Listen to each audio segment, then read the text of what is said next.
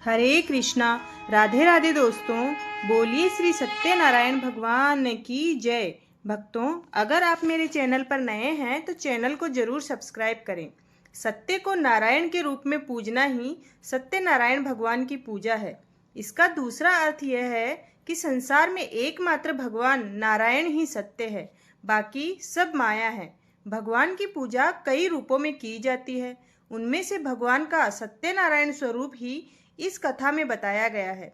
इसके मूल पाठ में लगभग 170 श्लोक संस्कृत भाषा में उपलब्ध हैं, जो 5 अध्यायों में बटे हुए हैं। इस कथा के 2 ही प्रमुख विषय हैं, जिनमें एक है संकल्प को भूलना और दूसरा है प्रसाद का अपमान। व्रत कथा के अलग अलग अध्यायों में छोटी कहानियों के माध्यम से बताया गया है कि सत्य का पालन न करने पर किस प्रकार की समस्या आती है। इसलिए जीवन में सत्य व्रत का पालन पूरी निष्ठा और सुदृढ़ता के साथ करना चाहिए। ऐसा न करने पर भगवान न केवल नाराज होते हैं, बल्कि दंड स्वरूप संपत्ति और बंधु बांधवों के सुख से वंचित भी कर देते हैं। इस अर्थ में यह कथा लोक में सच्चाई की प्रतिष्ठा को लोकप्रिय और सर्वमान्य धार्मिक साहित्य है। प्राय यह कथा पूर्णिमा के दिन अर्थात पूर्णमासी को इस कथा का परिवार में वाचन किया जाता है। अन्य पर्वों या त्योहारों पर भी इस कथा को विधि विधान से करने का निर्देश दिया गया है। सत्यनारायण की पूजा के लिए दूध, शहद, केला, गंगाजल, तुलसी पत्ता, मेवा मिलाकर पंचामृत बनाया जाता है। भक्तों, अब आइए सुनते हैं श्री सत्यनारायण भगवान की व्रत कथा। आप ध्यान लगाकर सुनिए। शास्त्रों में बताया गया है कि सत्यनारायण व्रत कथा का पाठ करने से व्यक्ति को 1000 यज्ञ करने के बराबर पुण्य फल की प्राप्ति होती है। सत्यनारायण भगवान व्रत कथा में भगवान विष्णु के सत्य स्वरूप के बारे में बताया गया है। इस व्रत का पाठ करने से घर में सुख समृद्धि का वास होता है और भगवान विष्णु की कृपा बनी रहती है। एक समय की बात है, नेशिरारण्य तीर्थ में सोनक आदि 88,000 ऋषियों ने श्री सूत जी से पूछा, हे प्रभु, इस कलयुग में वेद विद्या रहित मनुष्यों को प्रभु भक्ति किस प्रकार मिल सकती है तथा उनका उद्धार कैसे होगा। हे मुनिश्रेष्ठ, कोई ऐसा तप बताइए जिससे थोड़े समय में ही पुण्य मिले और मनवांचित फल भी मिल जाए। इस कथा को सुनने की हम इच्छा रखते हैं। सर्वशास्त्रों के ज्ञाता श्री सुत जी बोले, हे वैष्णवों में पूज्य, आप सभी ने प्राणियों के हित की बात पूछी है, इसलिए मैं एक ऐसे श्रेष्ठ व्रत को आप लोगों को बताऊंगा जिसे नारद जी ने लक्ष्मी नारायण जी से पूछा था और लक्ष्मीपति ने मुनि श्रेष्ठ नारद जी से कहा था। आप सब इसे ध्यान से सुनिए।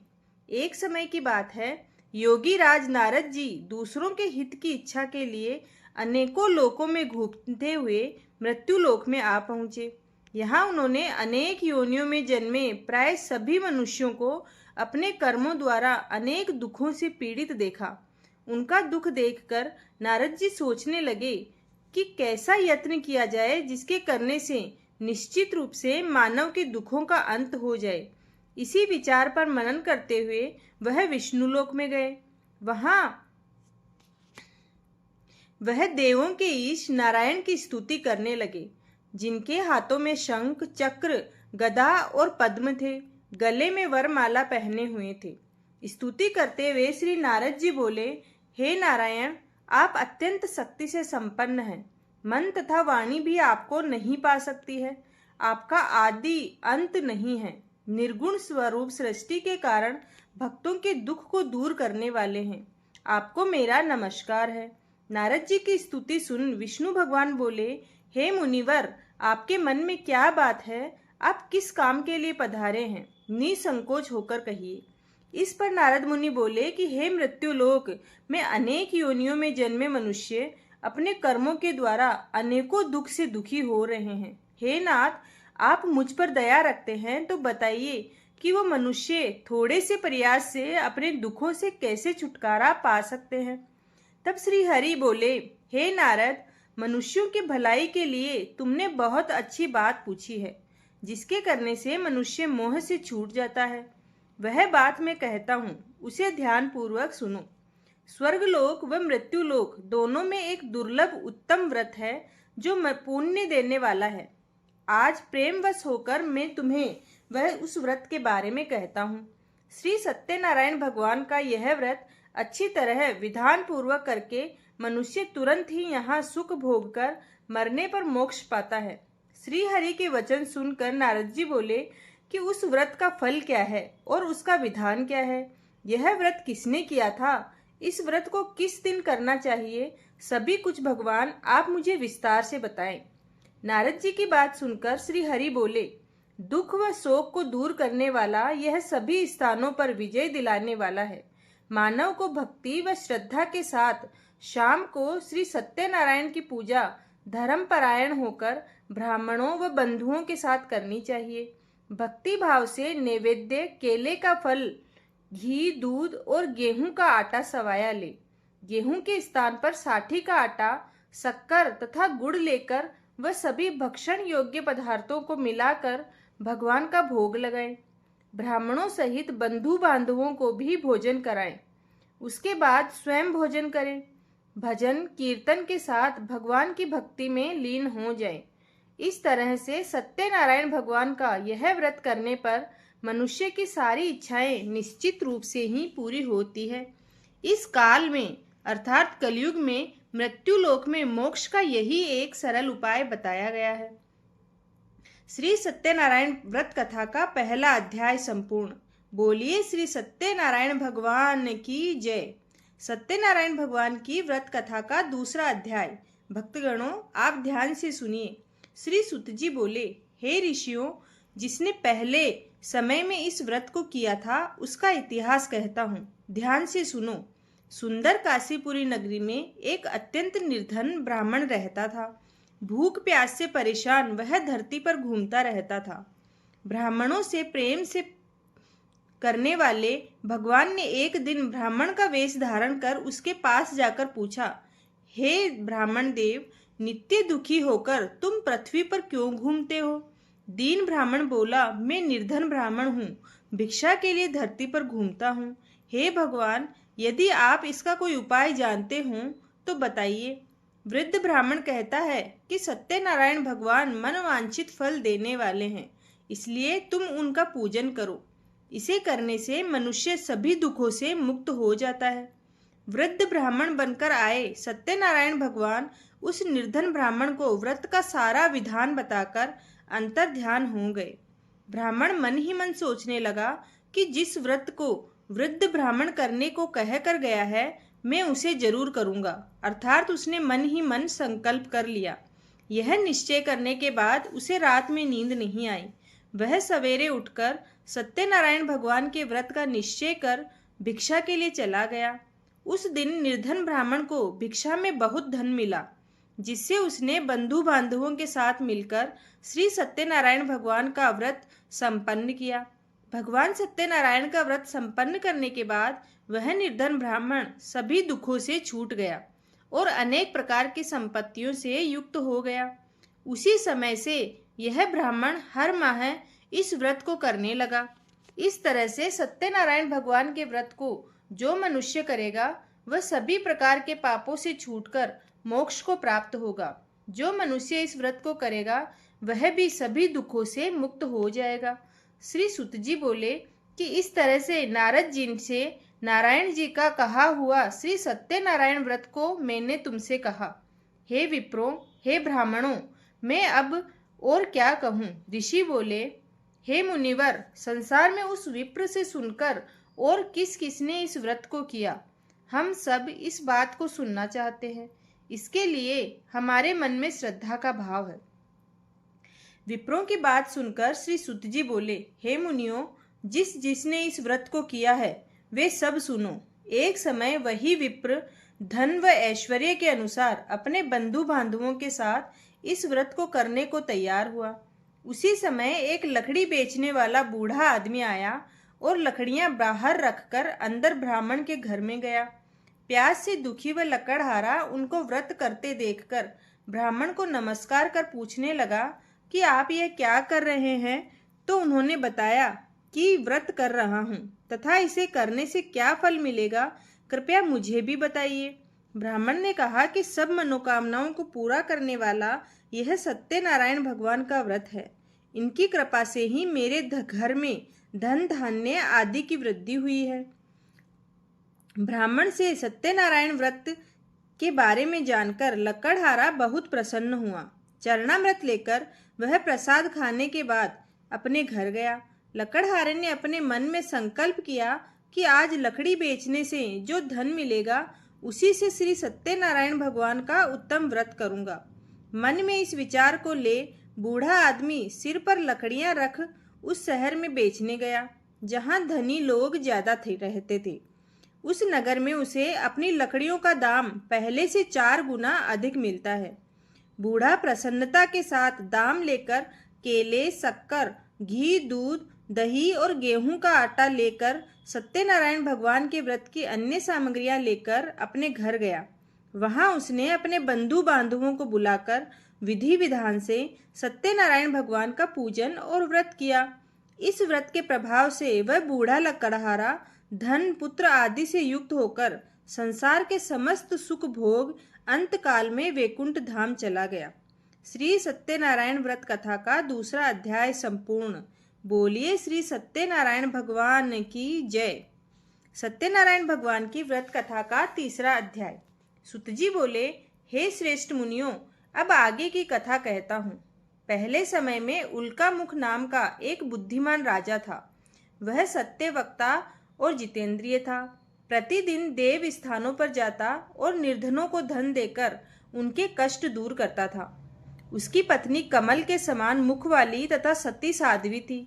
भद्रशिला नदी के तट पर उन दोनों ने श्री सत्यनारायण भगवान का व्रत किया। उसी समय साधु नाम का एक वेश्य आया। उसके पास व्यापार करने के लिए बहुत सा धन था।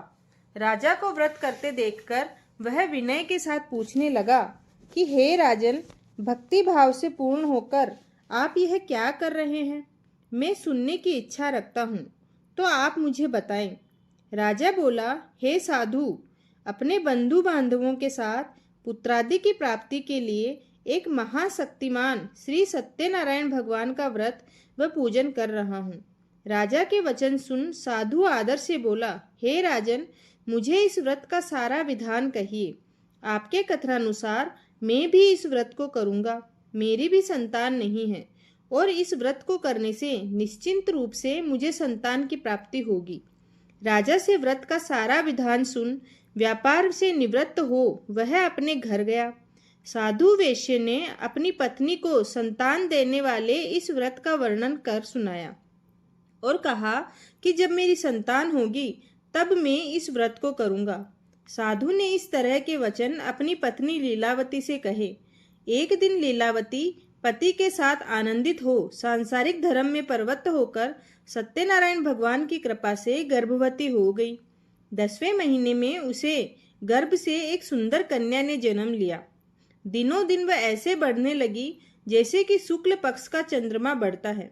माता पिता ने अपनी कन्या का नाम कलावती रखा। एक दिन लीलावती ने मीठे शब्दों में अपने पति को याद दिलाया कि आपने श्री सत्यनारायण भगवान के जिस व्रत को करने का संकल्प किया था उसे करने का समय आ गया है। आप इस व्रत को करिए। साधु बोला कि हे प्रिया, इस व्रत को मैं उसके विवाह पर करूँगा। इस प्रकार अपनी पत्नी को आश्वासन देकर वह नगर को चला गया। कलावती पिता के घर में रहकर वृद्धि को प्राप्त हो गई। साधु ने एक बार नगर में अपनी कन्या को सखियों के साथ देखा तो तुरंत ही दूत को बुलाया और कहा कि मेरी कन्या के योग्य वर देखकर आओ। साधु की बात सुनकर दूत कंचन नगर में पहुंचा और वहां देखभाल कर लड़की के सुयोग्य वाणिक पुत्र को ले आया। सुयोग्य लड़के को देख साधु ने बंधु बांधवों को बुलाकर अपनी पुत्री का विवाह कर दिया। लेकिन दुर्भाग्य की बात ये कि साधु ने अभी भी श्री सत्यनारायण भगवान का व्रत नहीं किया। इस पर श्री भगवान क्रोधित हो गए और श्राप दिया कि साधु को अत्यधिक दुख मिले। अपने कार्य में कुशल साधु बनिया जमाई को लेकर समुद्र के पास स्थित होकर रत्नासार नगर में गया। वहां जाकर दामाद और ससुर दोनों मिलकर चंद्रकेतु राजा के नगर में व्यापार करने लगे। एक दिन भगवान श्री सत्यनारायण की माया से एक चोर राजा का धन चुराकर भाग रहा था। उसने राजा के सिपाहियों को अपना पीछा करते देख चुराया हुआ धन वहां रख दिया जहां साधु अपने जमाई के साथ ठहरा हुआ था। राजा के सिपाहियों ने साधु वेश्ये के पास राजा का धन पड़ा देखा तो वह ससुर और जवाई दोनों को बांधकर प्रसन्नता से राजा के पास ले गए और कहा कि उन दोनों चोरों को हम पकड़ लाए हैं, आप आगे की कार्रवाई की आज्ञा दे। राजा की आज्ञा से उन दोनों को कठिन कारावास में डाल दिया गया और उनका सारा धन भी उनसे छीन लिया गया। श्री सत्यनारायण भगवान से श्राप से साधु की पत्नी भी बहुत दुखी हुई। घर में जो धन रखा था उसे चोर चुरा ले गए। शारीरिक तथा मानसिक पीड़ा व भूख प्यास से अति दुखी हो अन्न की चिंता में कलावती के ब्राह्मण के घर गई। वहां उसने श्री सत्यनारायण भगवान का व्रत होते देखा। फिर वह कथा भी सुनी। वह प्रसाद ग्रहण कर रात को घर वापस आई। माता के कलावती से पूछा कि हे पुत्री, अब तक तुम कहाँ थी, तेरे मन में क्या है? कलावती ने अपनी माता से कहा, हे माता, मैंने एक ब्राह्मण के घर में श्री सत्यनारायण भगवान का व्रत देखा है। कन्या के वचन सुन लीलावती भगवान के पूजन की तैयारी करने लगी।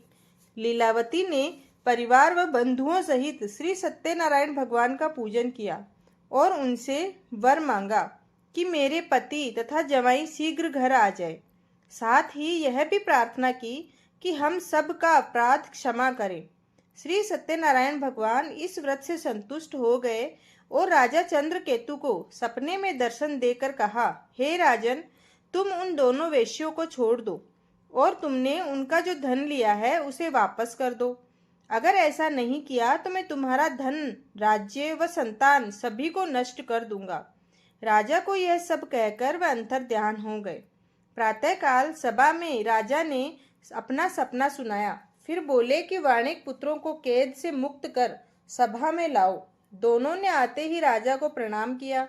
राजा मीठी वाणी में बोला, हे महानुभावों, भाग्यवश ऐसा कठिन दुख तुम्हें प्राप्त हुआ है, लेकिन अब तुम्हें कोई भय नहीं है। ऐसा कह राजा ने उन दोनों को नए वस्त्र आभूषण दिए। जिनका धन उनका लिया था उससे दुगना धन वापस कर दिया। दोनों वेश्या अपने घर को चल दिए। श्री सत्यनारायण व्रत कथा का 3रा अध्याय संपूर्ण।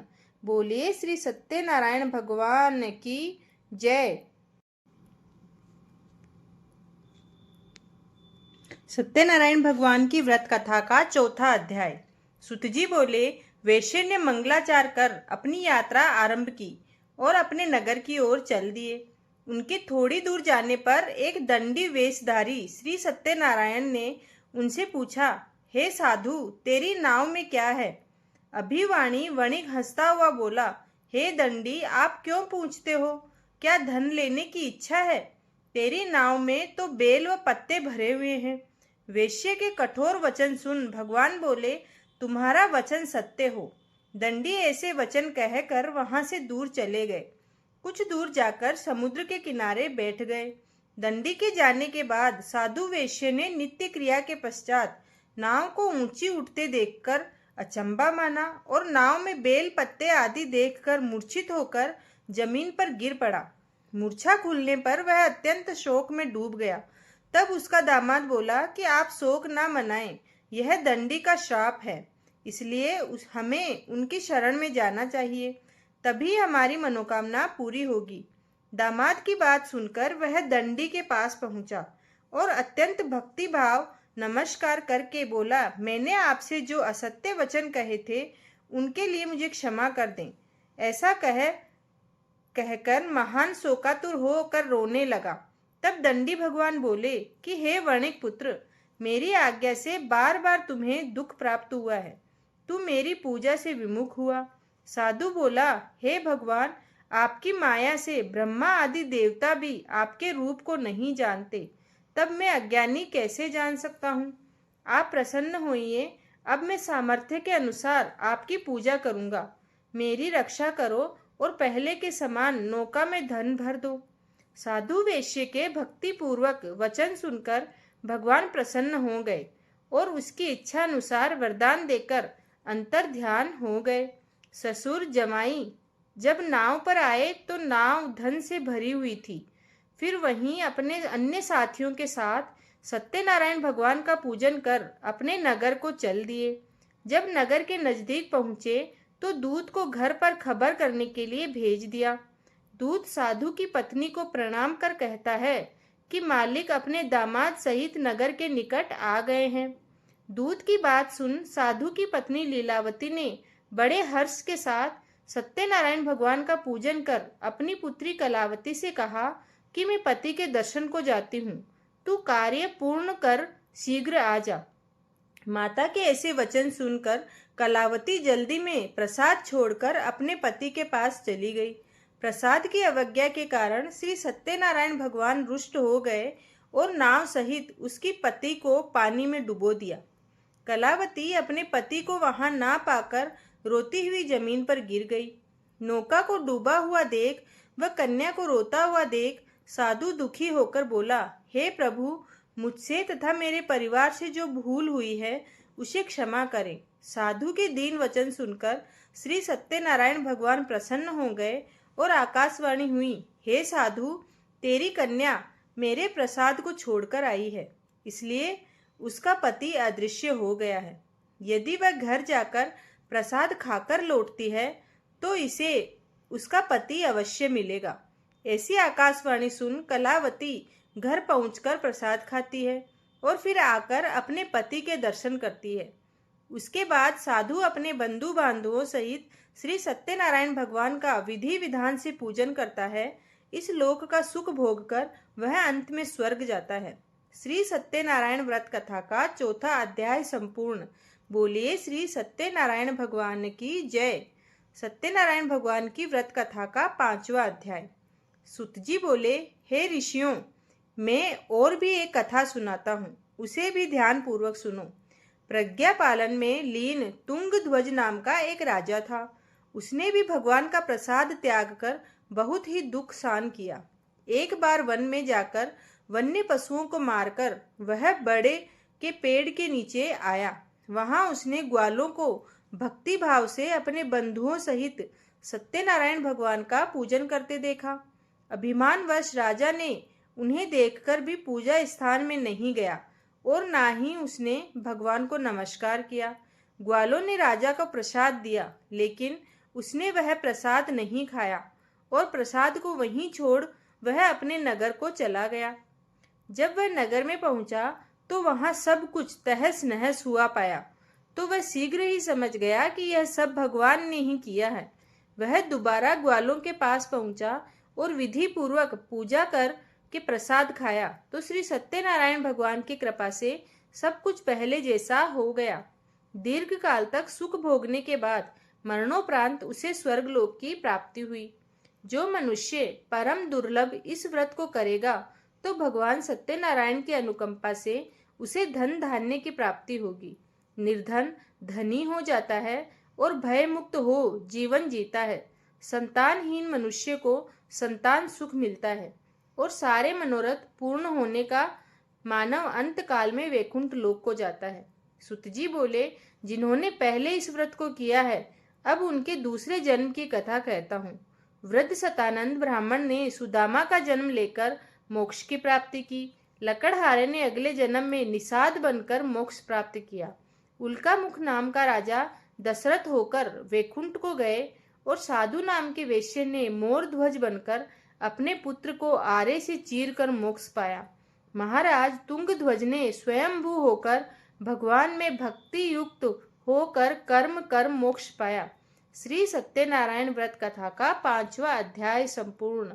बोलिए श्री सत्यनारायण भगवान की जय। सत्यनारायण भगवान की जय। भक्तों, अगर आपने ये कथा पूरी सुनी है तो सत्यनारायण भगवान की जय कमेंट में जरूर लिखें और चैनल को जरूर सब्सक्राइब करें। धन्यवाद।